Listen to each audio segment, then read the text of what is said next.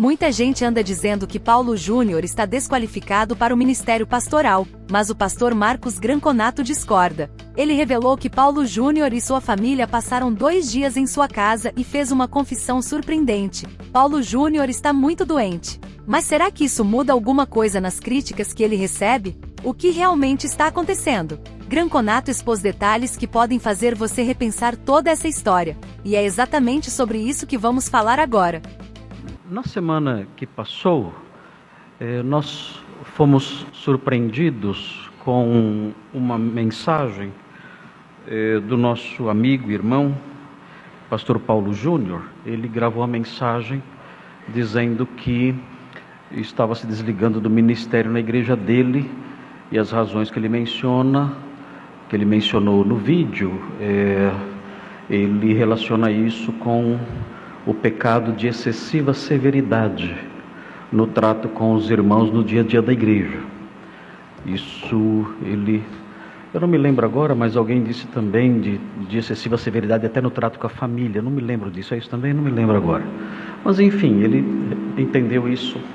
E ele mencionou isso, a excessiva severidade, como sendo pecado que o desqualifica, na visão dele, o pecado que o desqualifica para o ministério pastoral. Irmãos, várias pessoas escreveram dizendo que eu deveria me manifestar sobre isso e tudo mais. O pastor Paulo Júnior e eu, nós temos queridos, eu e o pastor Paulo Júnior, nós temos um certo grau de amizade, já há um bom tempo. Eu fui à igreja dele várias vezes, preguei lá em congressos, em eventos especiais, estive com eles agora na conferência Old School, eu estive presente ali, preguei lá na última conferência. A conferência desse ano foi cancelada, na conferência do ano passado. Então é um irmão querido, e o que deve ser levado em conta, que o Paulo Júnior não disse e que as pessoas talvez não saibam, não sei, mas é que o pastor Paulo Júnior, ele está doente. O pastor Paulo Júnior, ele, antes disso tudo acontecer, mais ou menos há 1 mês e meio atrás, mais ou menos, ele esteve em minha casa, e ele ficou em minha casa com a família toda por 2 dias. E nós tivemos ali um tempo muito gostoso de comunhão e tudo mais, e desfrutando da nossa amizade ali. Ele disse para mim: pastor, eu estou muito doente. E ele disse, eu estou com uma síndrome chamada síndrome de burnout. E essa síndrome, segundo ele, se manifestou das mais diversas formas, deixando extremamente abalado emocionalmente. É muito forte isso. Eu não entendo desse problema. Talvez a Anaí depois possa me esclarecer melhor como se manifesta essa doença, mas é uma doença terrível, irmãos. Ele disse para mim: eu estou com isso porque eu não tiro férias há 23 anos. Irmãos, vocês sabem o que é isso? Sem férias há 23 anos. Isso se somou com outros problemas próprios do pastorado e tudo mais, e ele foi diagnosticado assim, com essa séria enfermidade, que deixou ele bastante abalado e fragilizado, e os médicos deram a ele uma licença de 3 meses do ministério, para que ele pudesse descansar e se recuperar, inclusive com remédios e tudo mais.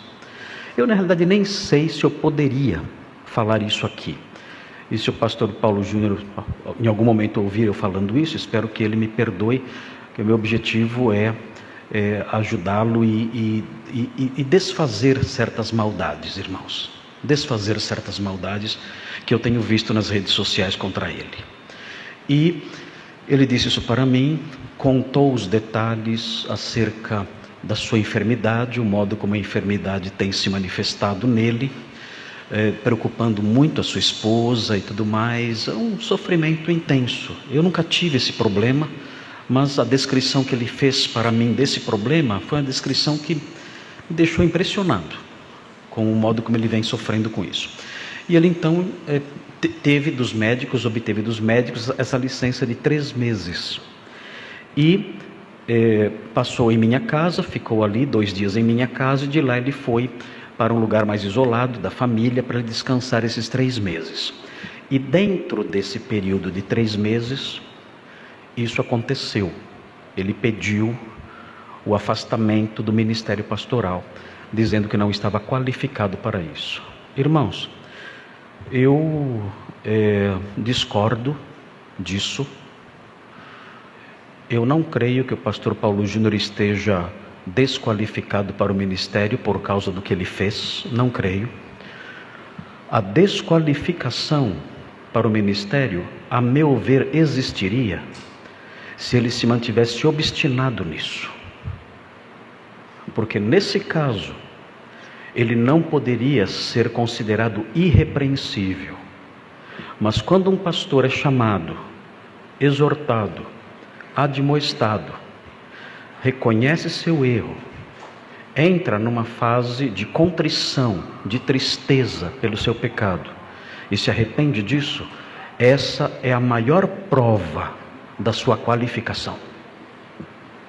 É esse o homem irrepreensível.